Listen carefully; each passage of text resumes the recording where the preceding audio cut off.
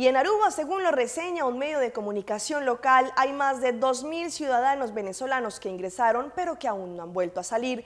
Según su reportaje, una gran cantidad de estos nacionales decidió iniciar una nueva vida en la isla, pero de primerazo bajo la línea de la ilegalidad, es decir, sin contar con la reglamentación de documentos para quedarse en la isla de forma legal. Según lo que indica este periódico en su primera plana, hay más de 2.000 ciudadanos venezolanos que ingresaron a Aruba y que no han vuelto a salir. Según el reportaje, las autoridades de inmigración notaron y registraron su entrada, pero no su salida.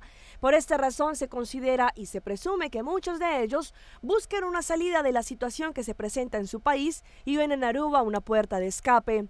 Las autoridades en la isla ya están al tanto de esta situación y están viendo qué pasos van a seguir para poder controlar de una forma más eficaz la entrada y salida de cualquier ciudadano, independiente de su nacionalidad. Pero últimamente sí se ha podido conocer un incremento en el índice de venezolanos que ingresan a la isla. Por otra parte, se conoció un documento que emitieron las autoridades de la isla para estos ciudadanos que quieren ingresar a Aruba. En los requisitos para entrar se les exige una cierta cantidad de dinero en efectivo y otra en tarjeta de crédito, como también un lugar de hospedaje, sea hotel, apartamento o la casa de algún conocido, pero las autoridades están corroborando que toda la información sea cierta.